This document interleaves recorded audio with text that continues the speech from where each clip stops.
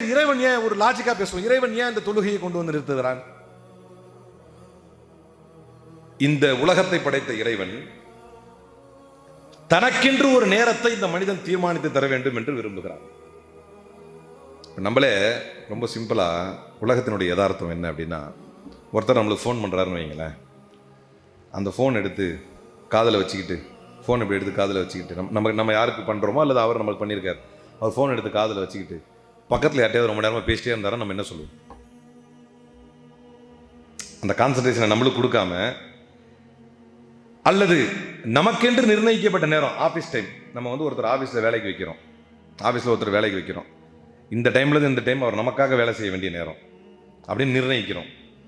அப்படி நிர்ணயித்த நேரத்தில் அவர் வந்துட்டு வேற ஏதோ வேலையை பார்த்துக்கிட்டு இருக்கிறார் அப்படின்னா எப்படி ஏற்றுக்கும்? ஒரு சாதாரண மனிதனுக்கே அப்படி அப்படின்னா, இறைவன் என்ன செய்யறான்னா, உலகத்தில் நீங்கள் ஓடுவதற்கும் ஆடுவதற்கும் சம்பாதிப்பதற்கும் 1000 காலம் சூழலை கொடுத்து விட்டு வெறுமனே ஒரு 5 நேர தொழுகை, அதிகபட்சம் ஒரு நேர தொழுகைக்காவது 10 நிமிடங்கள்.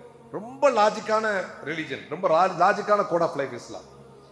அதிகபட்ச நேரம் 10 நிமிடங்கள். அப்ப அந்த 5 நேர தொழுகைக்கு எவ்வளவு ஆகுது? மொத்தம் ஒரு 50 நிமிடங்கள் அல்லது 1 மணி நேரம். அதிகபட்சம் 1 மணி நேரம். 24 மணி நேரத்தில் 23 மணி நேரத்தை நீ எடுத்துக்கொள். அந்த 1 மணி நேரம் எனக்காக ஒதுக்கி என்னை முழுமையாக தியானித்து எனக்காக நீ கொடுக்க வேண்டும் என்று அல்லாஹ் கேட்கிறார். அந்த நேரத்தில் என்ன ஆகுதுன்னா, அந்த குறிப்பிட்ட நேரத்தை நாம் தள்ளிவிட்டு செல்லும் பொழுது தனக்கு முக்கியத்துவம் கொடுக்கும் அடியானுடைய காரியத்திற்கு தான் முக்கியத்துவம் கொடுக்கும் பொறுப்பை அல்லாஹ் ஏற்றுக்கொள்கிறார்.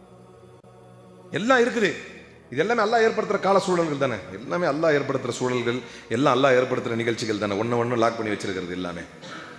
நாம் அதை எல்லாத்தையும் தள்ளிட்டு இறைவனை வணங்குவதற்காக நான் செல்றேன் அப்படின்னு போகிற ஒரு சூழல் ஏற்படும் பொழுது அல்லாஹ் என்ன செய்யறான்னா, எல்லாவற்றையும் ஒதுக்கிவிட்டு எனக்காக இவன் வந்திருக்கிறான்,